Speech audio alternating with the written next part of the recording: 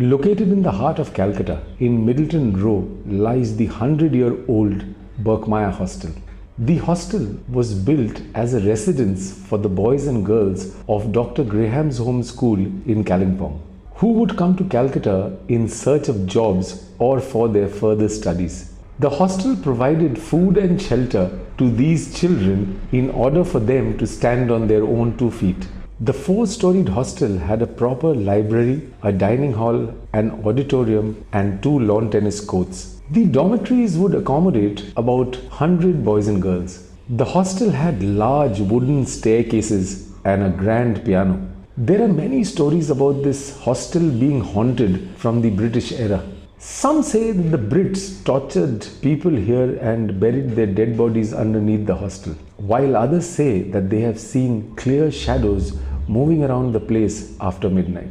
Nevertheless, I have spent quite a few nights in the hostel with a dear friend of mine, Ajit, who was from Dr. Graham's Home School, Kalimpong.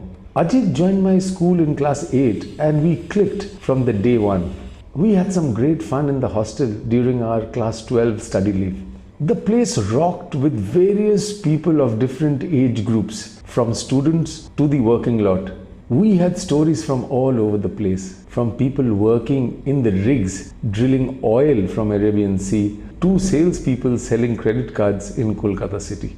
There was music, dances, and Ajit's room turned into a casino. The place had absolutely great energy.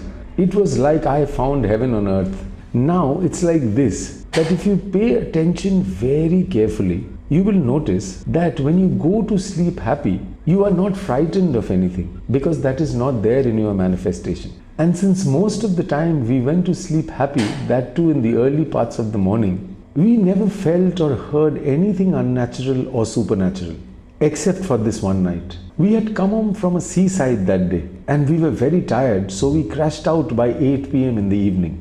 At about midnight, I woke up and I wanted to go to the washroom. Now, switching on the lights in the dormitory was an extreme difficult task. The switchboard was at the extreme end of the hostel. We often had to aim and throw our slippers at the switchboard to turn on the lights. I tried with all the slippers I could see on the floor, but none of them hit the switchboard. So I put my courage all together and I stood up. I saw a small boy wearing shorts bending down and looking at me from the dark corridor.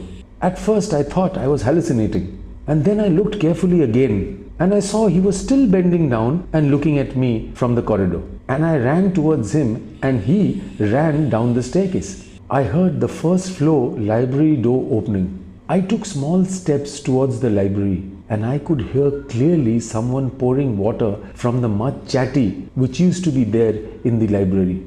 I was totally frightened. I ran up.